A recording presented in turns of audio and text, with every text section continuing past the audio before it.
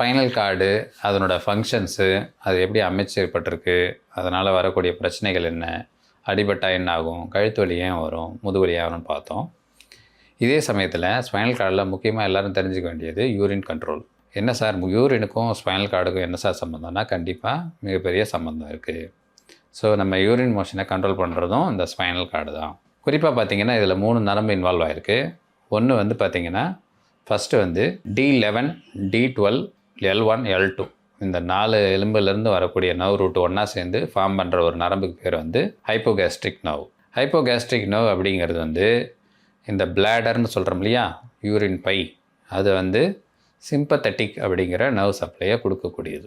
ரெண்டாவது கீழே sacral பிளக்ஸஸ்லேருந்து S2, S3, S4 இந்த 3 நர்வ் ரூட்டில் இருந்தும் ஒரு நரம்பு வந்து பிளாடருக்கு சப்ளை பண்ணோம். அது வந்து பெல்விக் ஸ்பிளாங்க்னிக் நர்வ், அது வந்து பேராசிம்பத்தட்டிக் நர்வ் சப்ளையை கொடுக்கக்கூடிய நர்வ். இது இல்லாமல் இன்னொரு நர்வ் இருக்குது, அதுக்கு பேர் வந்து புடென்டல் நர்வ். அது வந்துட்டு S2, S3, S4லேருந்து on off nucleus அப்படிங்கிறது வழியாக நமக்கு இந்த சப்ளையை கொடுக்குது. ஃபஸ்ட்டு விஷயம் நம்ம என்ன புரிஞ்சுக்கணும் அப்படின்னா, நம்ம யூரின் வந்து கிட்னியில் இருந்து யூரேட்டர் வழியாக யூரினரி பிளாடருக்கு வருதுன்றது எல்லாருக்கும் தெரியும். ஆனால் அந்த யூரினரி பிளாடர் வரும்போது நமக்கு ஃபில் ஆகணும் இல்லையா, ஸோ அதுக்கு வந்து வேலை செய்யக்கூடிய அந்த நரம்பு பேர் தான் வந்து அந்த சிம்பத்தட்டிக் நர்வ், அதாவது ஹைப்போகாஸ்ட்ரிக் நர்வ்.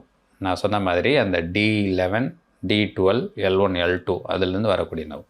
அது என்ன பண்ணுன்னா, அந்த யூரினரி பிளாடரில் டெட்ரோசார் அப்படிங்கிற ஒரு மசில் இருக்கும், அதை ரிலாக்ஸ் பண்ணும். அப்போ யூரினரி பேக் வந்து விரிவடையும். அதே சமயத்தில் கீழே அந்த ஸ்பிங்டர், இன்டர்னல் யூரித்ரிக் ஸ்பிங்டர்னு சொல்லுவாங்க, அதை க்ளோஸ் பண்ணும். ஸோ இப்படி பண்ணுறதால என்ன ஆகும்னா, இது வந்து ஃபில் ஆக ஆரம்பிக்கும். ஸோ இது வந்து சிம்பத்தட்டிக் நர்வ் சப்ளை அப்படின்னு சொல்லுவோம்.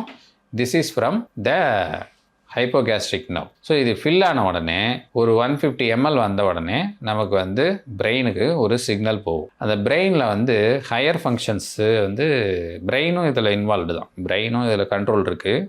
பிரெயின் எந்த விதத்தில் ஹையர் கண்ட்ரோல் பண்ணுதுன்னா, நம்ம எந்த நேரத்தில் யூரின் போகணும் போகக்கூடாதுன்றதை கண்ட்ரோல் பண்ணுறது. குறிப்பாக பார்த்தீங்கன்னா பிரெயினில் நிறைய ஹையர் சென்டர்ஸ் இருக்குது. ஸோ அது வந்து அமெக்லிடான்னு சொல்கிறதா இருக்கட்டும், இல்லை செரிபெல்லம், பேசல் கேங்லியான், இல்லை forebrain nucleus, midbrain nucleus, supraoptic area, infraoptic area அப்படின்னு மல்டிபிள் ஏரியாஸ் வந்து இந்த யூரின் கண்ட்ரோலில் இன்வால்வ் ஆகுது.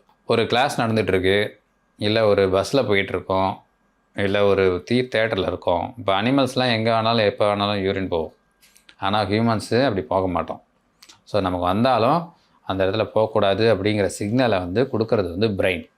ஸோ அதனால் ஹையர் சென்டர்ஸ்ன்றது பிரெயினில் இருந்து எந்த நேரத்தில் கண்ட்ரோல் பண்ணணும் அப்படிங்கிறத குறிப்பாக உணர்த்துறது. அது டாய்லெட் போன அப்புறம் ப்ராப்பராக போகணும் அப்படிங்கிற சிக்னல்ஸை வந்து பிரெயின் கொடுக்குது. அதே சமயத்தில் இந்த யூரின் ஃபில் ஆகிற சிக்னல்ஸை கொடுக்கறது வந்து இந்த சிம்பத்தட்டிக் நர்வஸ் சிஸ்டம், அது hypogastric nerve, that is from D11, 12, L1, L2. அதே சமயத்தில் இந்த பேராசிம்பத்தட்டிக் நர்வஸ் சிஸ்டம் சொன்னோம் இல்லையா, இந்த பெல்விக் ஸ்பிளாங்க்னிக் நர்வ், அது வந்துட்டு நம்ம இந்த டெட்ரோசார் மசிலை கண்ட்ராக்ட் பண்ணும். அதே சமயத்தில் உள்ளுக்குள்ளே இருக்கிற இந்த இன்டர்னல் யூரித்ரிக் ஸ்பிங்க்டரை வந்து ரிலாக்ஸ் பண்ணும். அப்போ யூரின் வெளியே போகிறதுக்கான ஏற்பாடு செய்யுது. ஸோ இது எப்போ நடக்கும் அப்படின்னா, ஒரு யூரினல் பிளாடரில் ஒரு 450 ml மேலே யூரின் கலெக்ட் ஆகும்போது ஆட்டோமேட்டிக்காக பிரெயினுக்கு ஒரு ஸ்ட்ராங் ஸ்டிமுலை போகும். இந்த வாட்டி போகிற ஸ்டிமுலை வந்து ஆட்டோமேட்டிக்காக அந்த பேராசிம்பத்தட்டிக்கை ஆக்டிவேட் பண்ணுங்க அப்படின்ற ஒரு ஸ்ட்ராங் ஸ்டிமுலையை அனுப்பும். அப்படி அனுப்பும் போது ஆட்டோமேட்டிக்காக இந்த பிளாடர் வந்து ஓப்பன் ஆகி கண்ட்ராக்ஷன் ஆகி அந்த ஸ்பிங்க்டர் வழியாக நமக்கு வெளியே வருது. இந்த புடென்டல் நர்வ்னு சொன்னாங்க இல்லையா, அந்த நர்வ் வந்துட்டு எக்ஸ்டர்னல் யூரித்ரிக் ஸ்பிங்க்டர், இந்த வெளியில் இருக்குல்ல வால்வ் இருக்கும், அதை ஓப்பன் பண்ணுறது இந்த புடென்டல் நர்வ். ஸோ இப்படி தான் நம்ம யூரின் வந்து பாஸ் பண்ணுறோம். ஸோ இதில் ஏன் வந்து இம்பார்ட்டண்ட்னா, இந்த ஸ்பைனல் கார்டு பிரச்சனையில் இந்த யூரினரி ப்ராப்ளம்ஸ் வரும். யூரினரி ப்ராப்ளத்தை பொறுத்த வரைக்கும் 3 விதமாக உண்டு. ஒன்று வந்து அர்ஜி இன்கான்டினன்ஸ், இன்னொன்று வந்து ஓவர்ஃப்ளோ இன்கான்டினன்ஸ், மூணாவது வந்து ஸ்ட்ரெஸ் இன்கான்டினன்ஸ். இதில் இன்கான்டினன்ஸ் அப்படின்னா என்ன அர்த்தம்னா, தானாக வர்றது, தானாக யூரின் வர்றதுக்கு பேர் தான் இன்கான்டினன்ஸ். இதில் நான் சொன்ன ஃபஸ்ட்டு 2 விஷயம், அதாவது அர்ஜி இன்கான்டினன்ஸும் ஓவர்ஃப்ளோ இன்கான்டினன்ஸும் ஸ்பைனல் கார்டு இன்ஜுரியால் வர்றது. ஸ்ட்ரெஸ் இன்கான்டினன்ஸ் அப்படின்னு சொல்கிறது வந்து வேறு ஒரு பிரச்சனையால் வர்றது, அது என்னன்றதை சொல்கிறேன். ஃபஸ்ட்டு இந்த ஸ்பைனல் கார்டில் இன்ஜுரி ஆகும்போது இது 2 விதமான பிளாடர் இன்ஜுரி, அதாவது யூரின் ப்ராப்ளம் கொடுக்கலாம். ஒன்று வந்து அப்பர் மோட்டார் நியூரான் டைப்பு, இன்னொன்று வந்து lower motor neuron type. Upper motor neuron டைப்புனா என்ன அர்த்தம்னா, அந்த அப்பர் சிக்னல்ஸ் எல்லாம் கட் ஆகிடும். ஸோ அப்போ வந்து யூரின் வந்து ஆட்டோமேட்டிக்காக போயிட்டே இருக்கும். ஸோ யூரின் அடிக்கடி வரும், அர்ஜெண்ட்டாக வரும், அர்ஜென்சி, ஃப்ரீக்வன்சி. ஸோ அது தானாக போயிட்டே இருக்கும், கண்ட்ரோலே இல்லாமல். யூரின் ஃபில் ஆகுதோ ஃபில் ஆகலையோ அது பாட்டு போயிட்டே இருக்கும். அதுக்கு வந்து அர்ஜி இன்கான்டினன்ஸ் அப்படின்னு சொல்கிறது.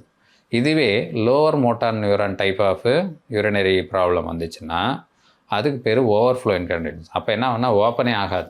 ஸோ ஃபில் ஆகிட்டே இருக்கும். எவ்வளோ தான் ஃபில் ஆனாலும் அந்த இது ஓப்பன் ஆகாது, ஓவர்ஃப்ளோ ஆகிடும். ரொம்ப ஓவர்ஃப்ளோ ஆகி தானாக அப்புறம் வர ஆரம்பிக்கும். Lower motor type of bladder injury இதில் நடக்கும். ரொம்ப அதிகமாக ஓவர்ஃப்ளோ ஆகி தானாக ட்ரிபிள் ஆகி ஆரம்பிக்கிறது. இது பேர் ஓவர்ஃப்ளோ இன்கான்டினன்ஸ். ஸ்ட்ரெஸ் இன்கான்டினன்ஸ் அப்படின்னா என்ன அர்த்தம்னா, சிலர் வந்து தும்பும் போதோ இருமும் போதோ லைட்டாக யூரின் வெளியே வர்றது. அது ஏன் நடக்குது அப்படின்னு பார்த்தீங்கன்னா, இது ஸ்பைனல் கார்டு ப்ராப்ளம் இல்லை. இது குறிப்பாக பெண்களில் நடக்கும். நிறைய அப்டாமினல் சர்ஜரி, பெல்விஸ் சர்ஜரி பண்ணவங்களுக்கு பார்த்தீங்கன்னா அந்த மசில்ஸ்லாம் ரொம்ப வீக்காக இருக்கும். ஸோ இது மேல்லையும் நடக்க வாய்ப்பு இருக்குது. ஸோ இப்போ நம்ம தும்புறோம் இரும்புறோன்னா அப்டாமினில் இல்லை பெல்விஸில் வந்து அந்த ப்ரெஷர் லெவல் உள்ளே வந்து அதிகமாகுது இல்லையா? ஸோ அந்த லெவல் வந்து அதிகமாகும் போது இந்த புடண்டல் நர்வ் அப்படிங்கிற நர்வ் ஆக்டிவேட் ஆகி அந்த எக்ஸ்டர்னலாக இருக்கிற அந்த குழாயை அடைச்சி வைக்கும். அதனால தான் யூரின் யூஸ்வலாக நார்மல் பீப்புளுக்கு வராது. இந்த அதிகப்படியாக சர்ஜரி பண்ணி மசில்ஸ்லாம் ரொம்ப வீக்காக இருக்கிறவங்களுக்கு பார்த்தீங்கன்னா அந்த ப்ரெஷர் வந்து ஜாஸ்தி ஆகும்போது ஆட்டோமேட்டிக்காக வந்து அவங்களுக்கு அந்த ஸ்ட்ரெஸ் ஆகி அந்த யூரின் வந்து ட்ரிபிள் ஆக ஆரம்பிக்கும். ஸோ இதுக்கு பேர் ஸ்ட்ரெஸ் இன்கான்டினன்ஸ். ஸோ நான் சொன்ன மாதிரி இந்த கார்டா ஈக்வனாஸ் சிண்ட்ரோம் அப்படிங்கிற severe form of spinal cord disorders டிசீஸில் தென் லம்பார் டிஸ்க் வந்து ரொம்ப சிவியரான அழுத்தம் கொடுக்கும்போது லெஸ் தென் 1% ஆஃப் பேஷண்ட்ஸில் வந்துட்டு நான் சொன்ன மாதிரி அர்ஜி இன்கான்டினன்ஸோ இல்லை ஓவர்ஃப்ளோ இன்கான்டினன்ஸோ வர வாய்ப்பு இருக்கிறது. இதனால் இந்த மாதிரி சைன்ஸ், அதாவது பெரிய சேடல் அனஸ்தீஷியா, இந்த யூரின் ப்ராப்ளம் அர்ஜெண்ட்டாக வருது, அடிக்கடி வருதுன்னா இம்மீடியட்டாக வந்து நீங்கள் ஸ்பைன் டாக்டரை பார்த்து எமர்ஜென்சியாக சர்ஜரி பண்ணால் மட்டும்தான் அதை ரெக்கவர் பண்ண முடியும். ஸோ இது வரைக்கும் இந்த யூரினுக்கும் இந்த ஸ்பைனல் கார்டுக்கும் என்ன சம்மந்தன்றது உங்களுக்கு எல்லாருக்கும் தெளிவாக புரிஞ்சிருக்குன்னு நம்புகிறேன். இது தாண்டி இதை பற்றி சந்தேகம் எதாவது இருந்தால் நீங்கள் இந்நேரமும் ஆர்த்தோடம் ஸ்பெஷாலிட்டி சென்டரில் என்னை சந்திக்கலாம். இது வரைக்கும் சொன்ன விளக்கத்தால் உங்களுக்கு இது பற்றின ஒரு தெளிவான விளக்கம் கிடைத்திருக்கும் என்று நான் முற்றிலுமாக நம்புகிறேன். நன்றி, வணக்கம்.